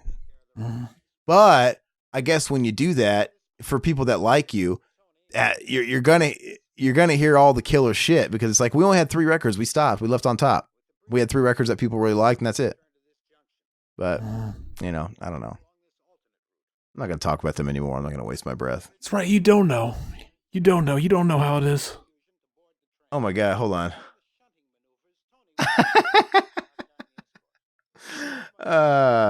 That's funny, man. No, you guys want to know. No, do you have friends that ever like catch images out in public or people out in public that look just like you and they try and send you photos and stuff like that? And he's like, no. Dude, when'd you start modeling? He took a picture of this fucking model, like a J. Crew model, and it kind of looks like a weird, like malnourished version of me. A more alpha version of you. He's got like Vanilla Ice hair, really tall. But anyway, I thought it was funny. Mac, he swears that there's this guy that goes into his work that looks just like me, but he's like a shorter, fatter version of me. So I imagine, he lost probably 3 or 4 inches on top and he gained it in width. But, regardless, he's like one of my doppelgangers. And he said he comes in there with this much older woman that looks like his mom, but I don't think it's his mom. I think it's like his lady. And he keeps trying to take pictures and he can never. And he told me about it, and sure enough, he's like, next time I'm going to take a pic. I'm going to get a picture. And he sent us a picture. It wasn't very good. He's like, fuck, I couldn't get it, and I couldn't really see his face. But he should see. That's why you don't fucking care. You're in a public place. They can't fucking run you down and take your phone. Just be like, hey, guy, click, and it's done. Yeah. What Mac was talking about today to us, that he had some weird dream. What the fuck was he saying? What was his dream about? Yeah, I don't fucking... Anytime he tries to fucking explain his dreams, they're always just like these incompetent fucking just verbal diarrhea. Like, he's like, I had a dream. Me and Zach, we built a Jack Black house. I'm like, what the fuck is a Jack Black house? Yeah. That's the first fucking sentence. Like, already I'm lost. A Jack Black house? Do you mean a house shaped like Jack Black? What the fuck are you talking about? I didn't know. Is it a house like Jack Black had in one of his movies? Like we need more. No, it kind of always reminds me of a Corey Feldman tweet or Instagram post where there's like random caps everywhere and no periods anywhere, no punctuation. It's separating it. It's just one big fucking goulash of fucking words. We're on the first fucking sentence and I'm lost.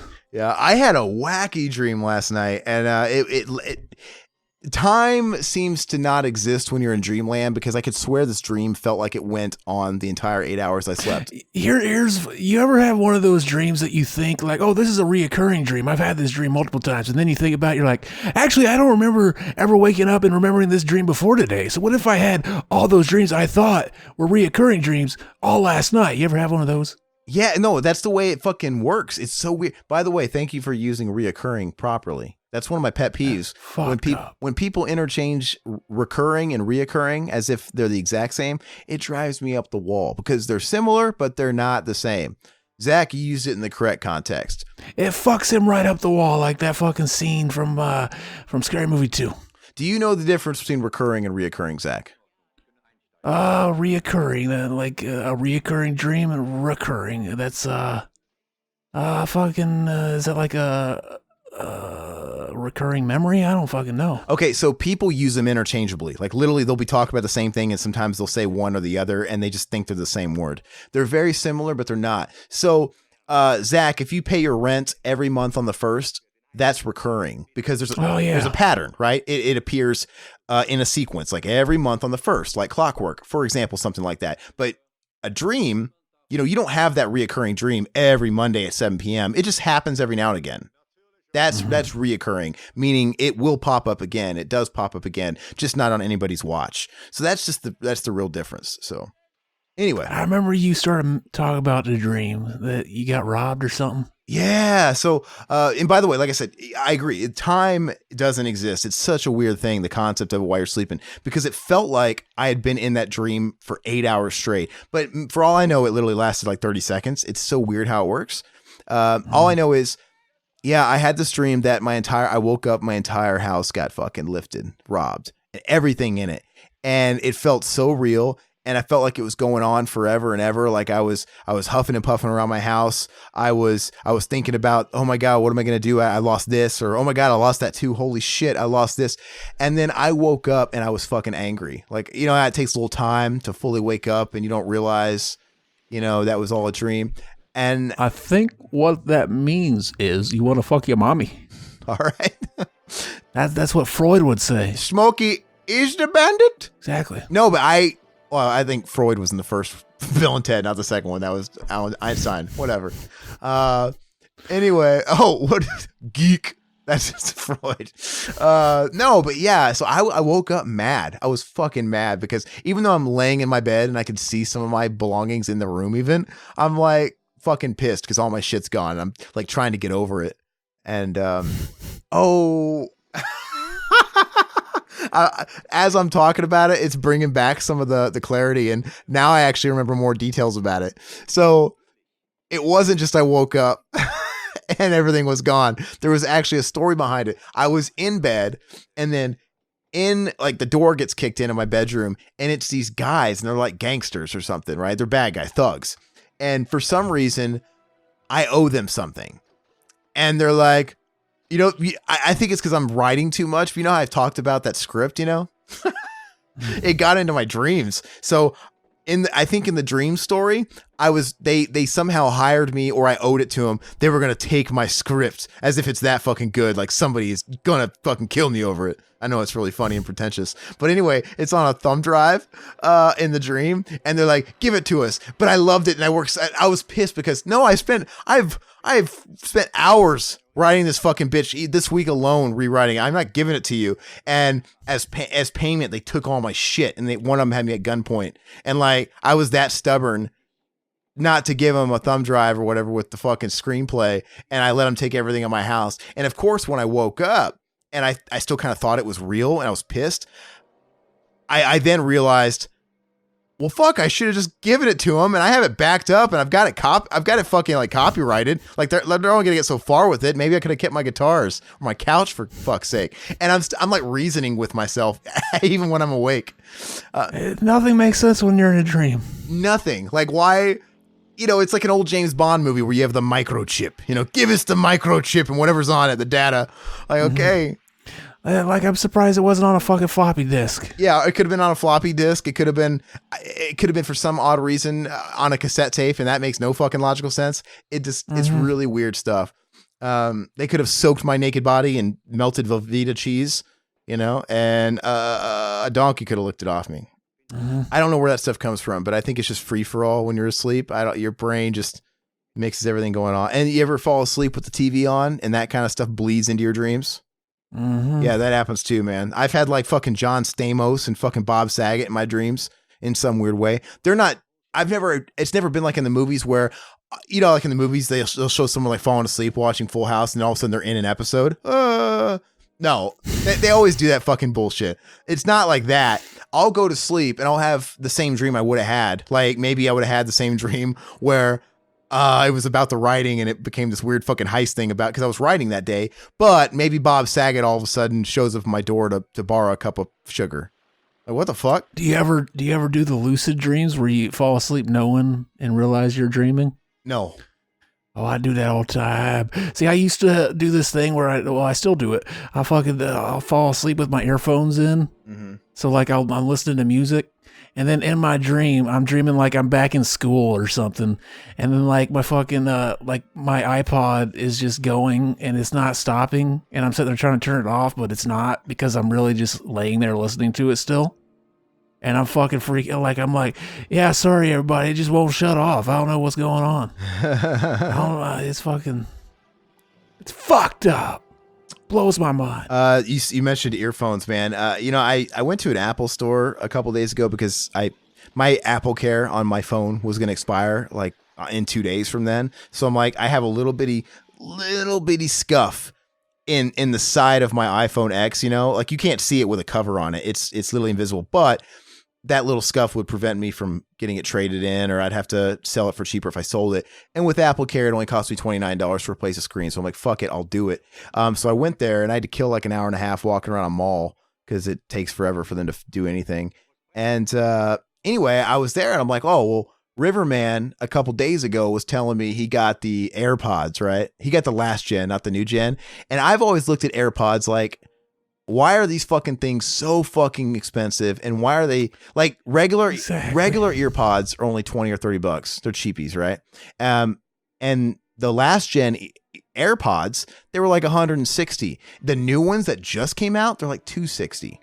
And I'm like, what the fuck is creating that big of a gap? Is it literally just the Bluetooth and the fact that they're wireless? It can't be. And I was like, well, since I'm at the store, I'll actually finally find out. Maybe I'll demo them. And I was asking, and I'm like, what is it? It's like, do they actually sound better? He's like, yeah, I mean, I think so. And I tried them out and they were pretty fucking bitching. They were. I'm like, okay, well, they're still way too much money, but at least they're not just, you know, the fucking $30 fucking earbuds, you know, that it wouldn't have surprised me being Apple. I buy fucking $9 fucking skull candy earphones every time. Yeah. Like a 12-year-old girl. Exactly. Yeah. Well, I mean, just the Apple ones are not that expensive. They're like what? Like they're only like $30 max. Maybe they're 20. I don't even like them. I don't like theirs. Yeah, they're all right. They just fall out of my fucking ear. You know what's funny is it's like your ears almost get used to them. I used to hate buds like that. They used to always fall out of my ears, and then I got used to them, and now they fit perfectly. But before Apple, I listened to Iron Man brand earbuds, like, because they were designed for sweating and running and stuff like that. And I go through headphones like fucking nobody's. These Apple ones, I go through like 3 pairs a year because they just end up blowing out on me or having shorts or whatever. But the other brand that I used to do, I was with them for years because they had the worst business model ever. Basically, they had a lifetime warranty. You buy $100 pair or whatever, $120, $150 pair, whatever, lifetime warranty. So that's what the skull candies do too, and I never used it because it's like, well, am I gonna fucking send this to them and get another pair in like 2 weeks or whatever, 2 weeks, or am I just gonna go buy another pair for $9? Well, that makes sense, but these ones I had were like almost $150, and and the wiring was Kevlar, so it didn't tangle up, and they were sweat proof, and they sounded really good. And so with the much activity as I was giving them, they would eventually start shorting out because I was listening to them all the fucking time. Maybe after a year, and it was like clockwork. I had a lifetime warranty. I would email them and mail the defective ones, the broken ones in like a little fucking yellow tiny key envelope, and they would send me a new pair. And since it would always be like a year later, they didn't have that model anymore, so they always upgraded me to the newer, nicer, most of the time more expensive pair. And I'm like, this is the worst business model ever because I've literally paid $130 once, and I've gotten like 5 pairs of like $200, and eventually they got bought out, and I went to email them again to get my annual new pair, and they're like, yeah, we're a parent company, we actually bought out earbuds, and the first thing we got rid of was that fucking abortion of a policy, so no more for you. I'm like, damn it.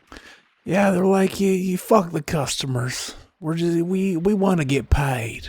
Well, they were doing it wrong. No, I mean, a lifetime warranty is kind of generous. They should have done like, a couple years or whatever, something like that, because I don't know. So what's going on here, man? Is Hitler dead yet? I don't know. I'm seeing something dramatic. I'm seeing some slow-mo. Exactly. And some heavy music here. Zach, you want me to read some questions, man? If you want. I mean, I don't. No, I do. Of course I do. Der Führer's Face. That Donald Duck commentary we did. Adrian Mendoza, the Omega, he asked us a question. He says, will anyone catch the film Jojo Rabbit? It's a comedy set during World War II.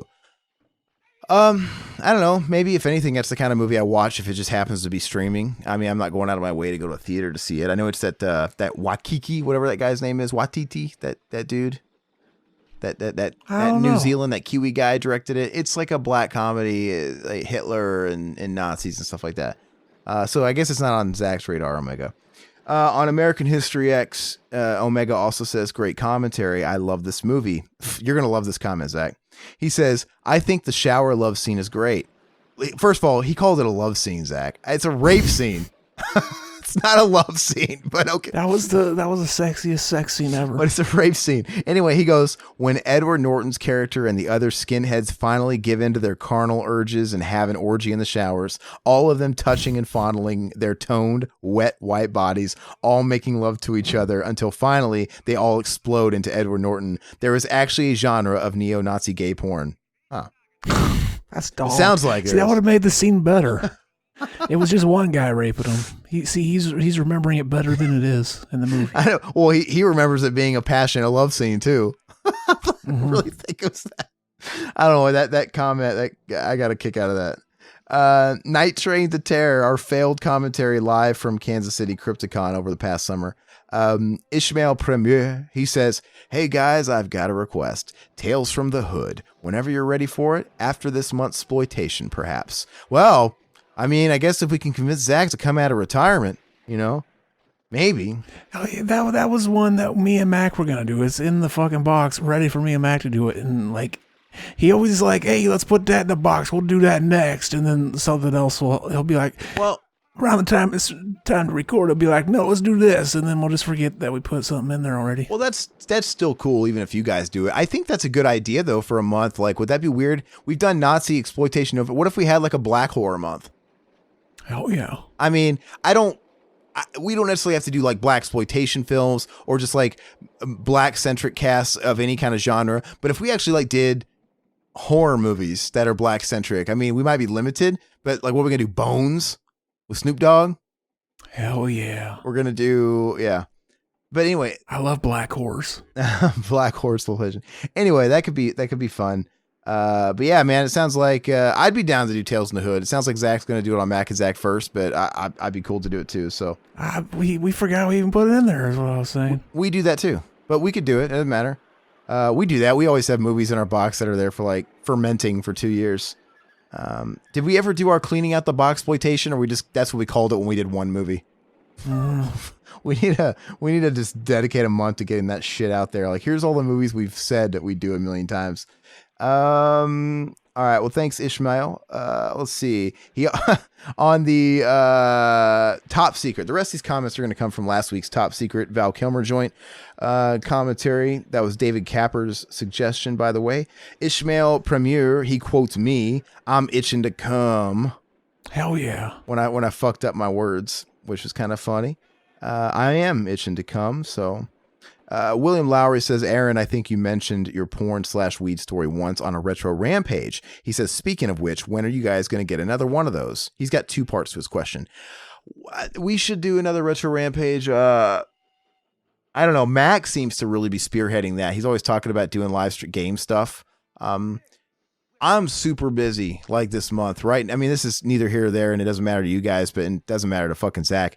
Like, between working about 60 hours a week, I'm also I'm doing it in the middle of a refi of my house, and I'm starting some renovation work. And between doing the writing project that I have to get done, especially like in the next couple of weeks, fucking dude, I can't even find time outside of this to like stream. But basically in a couple of weeks, I would love to. I'd love to be able to do a stream just for shits and giggles for more often, because they're fun.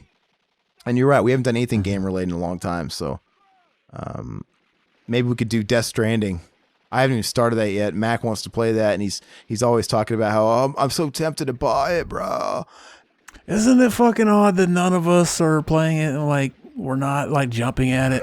Could it be that like, we secretly are afraid it's gonna suck, and like, we like thinking of Kojima as making Metal Gear Solid, and we don't know what to think of this. Yeah, well, because it was thrown around there a lot, even before this game came out. Like, is he a one-trick pony? He's so beloved and he's all these things, but he's pretty much, I know he did Zone of the Enders, he did Snatcher back in the day, but really it's like he's known for Metal Gears. Like, is he capable of anything else? And I know when he left Konami and this game was in production, it was kind of on the table. Like, this is kind of going to decide, like, is he a one-shot Harry or whatever?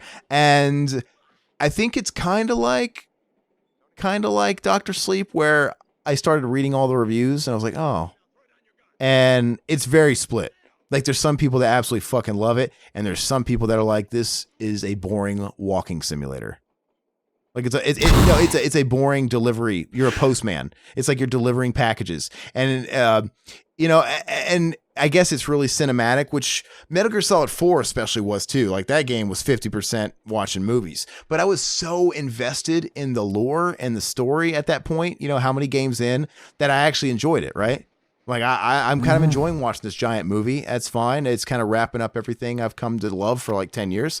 I feel like keeping the plot this much in the shadows was a bad idea. Yeah, and because what it's supposed to say right from the beginning? Hey, you're a delivery man. It's a fucking simulator. It sounds like one giant side quest. Because in the side quest the games, there's like those side quests where it's just like, take this to this, then take this to this, take this thing to this thing. I'm like, is this whole game a fucking take this over there side quest simulator? But anyway, the people that love it and get it, or they're maybe just fucking what's his name? Kojima apologists. I don't know, whatever they are, they're all about it. I don't know how much, if you remove like the investment I had with Metal Gear, I don't know how I invested. I don't really like cinematic games where I'm just watching a movie and I'm playing cutscenes and playing little things to get to the next like cinematic movie.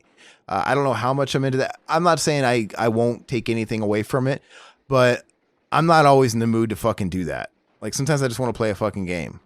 And it's like, also, if that's the real value of a game like that, I can just watch the whole fucking thing on YouTube. I could literally watch all the cutscenes together. You could do that with Metal Gear Solid 4. Just watch all the cutscenes like a fucking hour and a half or 2 hours. And you're like, ridiculous. It's something long. And you can honestly get a lot out of that. But anyway, some people that like it, they say the atmosphere is beautiful. The graphics are beautiful. The attention to detail is great. All that's awesome. But if at the end of the day, I'm walking with a backpack and like they say, a lot of the game is you trying to keep him steady because he's got a heavy load on his back. I'm like, that sounds fun. Sam's losing his balance. Fucking, I noticed like a lot of times, like fucking people describing, like when people were describing like Metal Gear Solid 3, like, oh yeah, you got to eat, otherwise you'll get fucking you'll get weak. It's like, oh, that sounds fun. Like a lot of it is like that doesn't sound fun, but then like that's the commonplace. works. Yeah, that's commonplace now though. Like eating stuff. Yeah. So yeah, it might work. But the people that love it says it's a game that you get lost in because of how how immersive it is and stuff like that. Even if like the tasks itself seem kind of like, I guess maybe those types of people are so immersed in the backgrounds and everything else that it's relaxing to play it. Because that's possible. It might be possible that you just love being in it so much and you don't care that it's really slow and boring. Listen to podcasts and just do that. Maybe it is. And maybe it's worth the cutscenes in the story. I don't know, but then there's the other half of people that say this is fucking boring, and the people that are on the fence of liking it, they're sort of coming off as apologists because they're like, once you get through the 10th hour, it starts to pick up a little bit, and of course the haters are like, look, if anybody has to sell me a game by saying once you get past hour 10, it gets a little better, it gets a little bit more, that's not good. Like who that's like saying, Gone with the Wind, if you really sit it out, it really pays off after the 4th hour. No, who's going to sit there and invest that much time? But anyway, that's not really why I haven't played it. In all fairness, the first 10 hours of a Kojima game could be the opening cutscene. Yeah. I mean, I still want to play it. Like it's pretty 50-50. Like I don't pass a game off when it's that 50-50. I'm like, I like Kojima. So like, maybe I will fucking get it. Maybe I will enjoy it. So the reason why I haven't played it is I jumped into playing Yakuza 0 because I never played those games. And I was like, okay, I want to beat this before my copy of Death Stranding arrives in the mail because I pre-ordered it. Like a lot of people did who just love Kojima and they're like, holy shit, he pissed in my Cheerios. The game's not good. But I didn't finish it in time, and I haven't been able to play any games because I've been busy with other shit the last couple weeks. So I'll just get to it when I get to it, and whatever. Mac was aching to play it, and I'm like, that's why I was like, yeah, I wish it worked out just like Audible, and I could just like fucking lend it to you like digitally because I'm not going to be playing shit for 2 months. But anyway, enough talking about that. That's all she said. Let's see. That's all I got to say about that. I got more questions though. Anyway, the second part to William Lowry's question, it's funny. I interrupted that to talk about Death Stranding. He said, with the release of Disney Plus, I think it's only a matter of time before we get the great streaming crash. The streaming market is so competitive right now that I get the feeling it's going to all cave in with the next couple of years. I don't think it's going to go anywhere. I think streaming is pretty much here to stay, but something will happen. I don't know what it'll be. Now, by crash, does he mean like everybody's prices will go down because there's too much competition? Maybe that would be cool because there is. Because now it's like, before you see all these memes and shit online and GIFs and of people adding up all the streaming services and like, this is how much you're paying. I thought we got rid of cable. Like, dude, nobody has all these services. People pick like one or two. I'm surprised they just now realize this is how it would work. Like it's just like digital. It's like satellite where you pay a la carte. We thought we got rid of cable. It's like this is how it was gonna be set up from the beginning. Like how did you not see this? I mean, coming? Businesses they adapt, right? Like Blockbuster, they tried to adapt and they failed. Try to keep up with Redbox and shit like that. But Netflix came up and they shook the game up. And then you should see the writing on the wall that eventually it's going to move towards, okay, HBO is going to have theirs. And now NBC has theirs. CBS has theirs. They're all going to have their individual. And if you want to watch, if you really want all that shit, you're going to be paying like fucking $100 a month. It's like, welcome back to cable. Maybe it's more a la carte then you still don't have to have all that shit. But who knows? Like, maybe Netflix is good enough for people now, but when you have all these other people like NBC, like, no, we want our own streaming service, and CBS, they're going to start pulling their IPs from Netflix, and it's going to become neutered, and it really is going to be more like diverse, and but anyway, nobody's paying for all that shit yet. But I think with Disney Plus, it brought life to all that shit again, because I think Netflix is the one that people are always going to have. And then I think Disney Plus is going to be one that people just kind of have. So, I mean, that's on you. I mean, I have Hulu. People are throwing in Hulu, Amazon Video, and now Disney Plus. The thing is, I justify Amazon because the thing is you're going to have a Prime account no matter what. You get more value at a Prime than just a video thing, right? People buy fucking everything on Amazon. You get the free shipping. You get same day delivery sometimes, depending on where you live, or next day. So they just kind of throw in the video service. I think that's the best bang for your buck. You gotta be a big brain though. You gotta be like, you gotta find out all this shit you want to watch on Hulu, save it for like 1 month, and then just be like, okay, I'm gonna get rid of everything but Hulu, and I'm just gonna watch all this shit I have saved for Hulu. You gotta be big brain about it. That's a fucking that's a 5-head take. Yeah, 5-head take. But yeah, I mean, so like I don't include Amazon and all that stuff because there's too much value there. But yeah, I'm not going to get HBOs. I'm not going to get NBCs. I don't give a shit that much. With the ones that I have, I can't keep up with all the fucking content. Like, there's so many original shows out there that everybody talks about, and I can't even scratch the surface. So I don't see myself expanding out past that. If anything, I got HBO's for Curb the show when it came out, so that they would, because I want them to know I fucking got it just for a show, and they need to make more of it. Did you get rid of it? Because that shows them even more that, oh, this guy got it for the week trial and deleted it. Yep. Yeah. Block069 says more suggestions for Nazi exploitation: Romper Stomper and Made in Britain. Maybe next time, maybe when we add on to the Nazi exploitation, but I think we're pretty much wrapping that up now. But I've never. Yeah, we always do a month of it to start it out, and then like any one we do after that falls into it, just gets added in, baby. Yeah, man. I've heard of Romper Stomper. I've never heard of Made in Britain, and I've never seen either one of them. Have you? I saw fucking, that's whenever that fucking one guy gets the kid to steal the Romper Stomper from the chocolate factory, right? I think so. But then he doesn't do it at the end or something. Yeah, so those will go on the list, man, because we'll end up if people like this and like these videos, and we'll tap back into it. Feline Fatale, she says, I'm around Aaron's age and just got into watching MASH, so he's totally right. So she agrees with me. I think she's talking about, I don't think it's a comedy that people would get today, like younger kids. They need to make a MASH porno fucking spinoff. We'll call Smash. You wouldn't even have to change the name. You can call it Smash.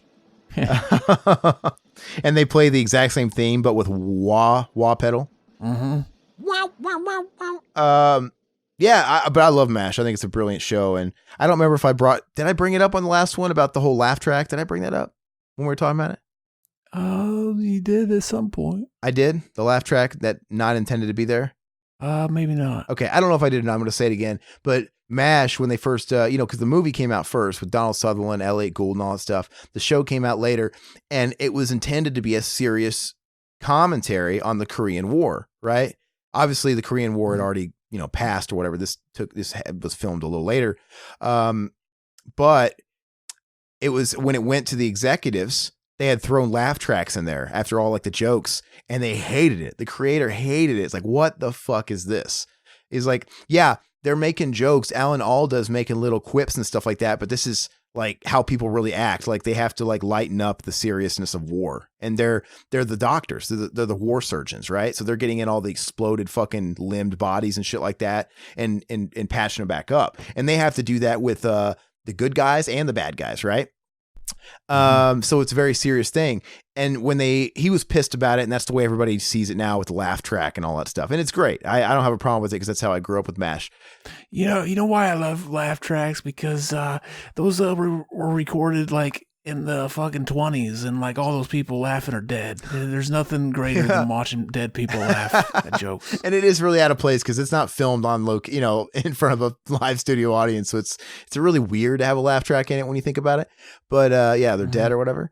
But anyway, if you buy the DVDs, when they release the DVD season sets, they saw to it that they released the feature if you wanted to take out the laugh tracks and view it as it was meant to be. And I tried watching it, and it was really fucking bleak. It really changed the show because normally they'd be like working on some poor kid, that got blown to fucking bits and they're in the operating room or whatever. And then Hawkeye would be saying some shit underneath his mask and you'd hear a laugh track. But then when they take that shit out, it's just fucking super dark. It's like, this is just clearly a very depressive atmosphere. Sounds like it'd make it more funny. It's clearly a really depressive, realistic situation where someone's trying to make light, like at a funeral, you crack a joke.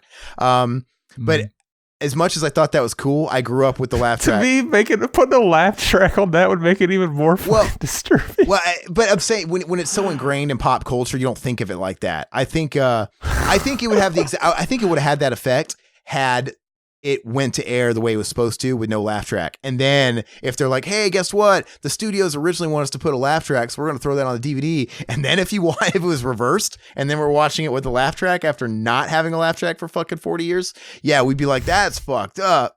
Like, I don't get it. Like this, this Asian guy is Koreans, got his head split open and, he just made a weird joke about a chick he's going to fuck later. This is inappropriate.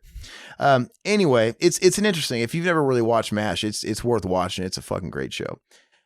Anyway, Mutineer says, fight the evil empire, cancel Disney Plus.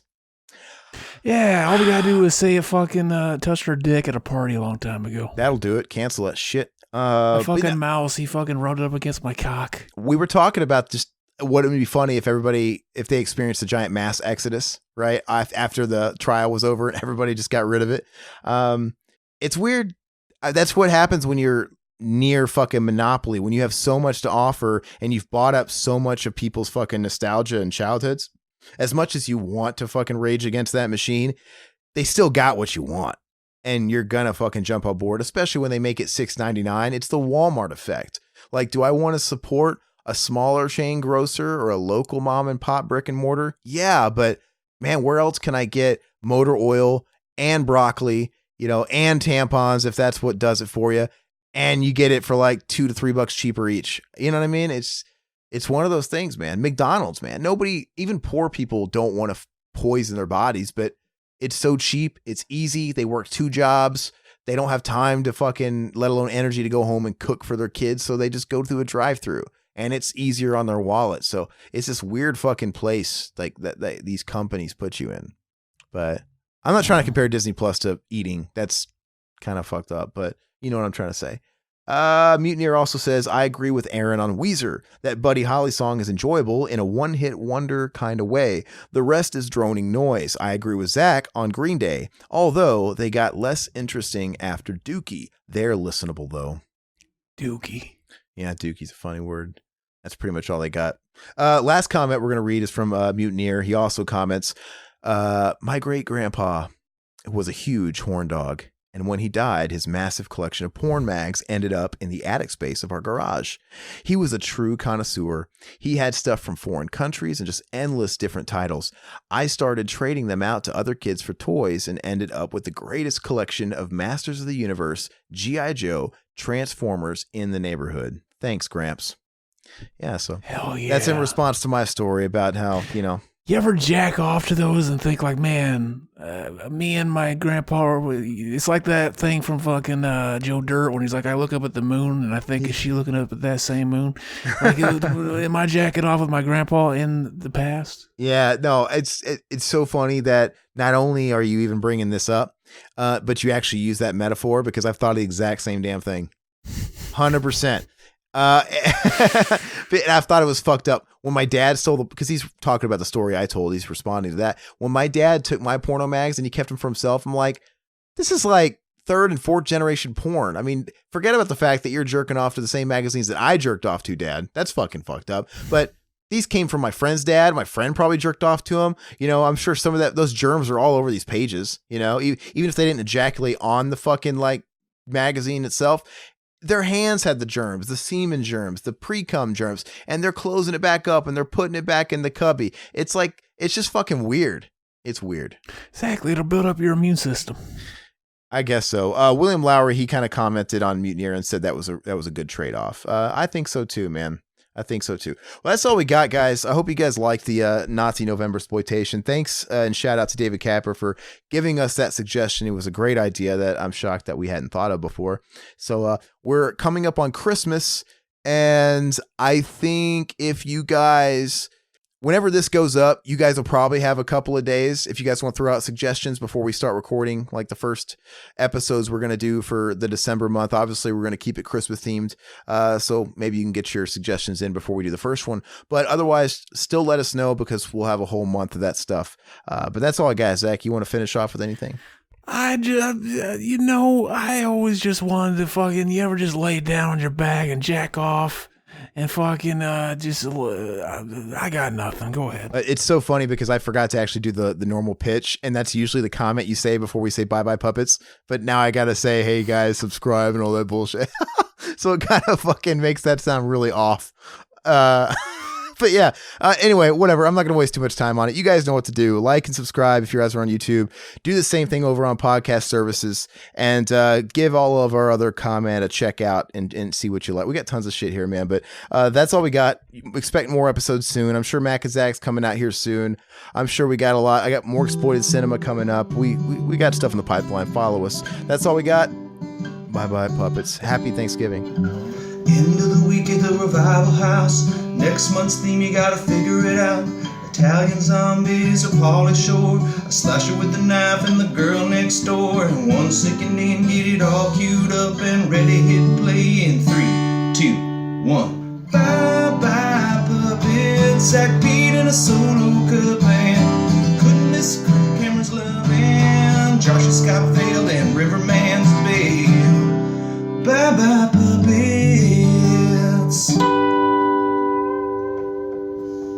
Sounds good, like this country used to. Revival House, 2019, y'all. That sounds like fire, like this country used to.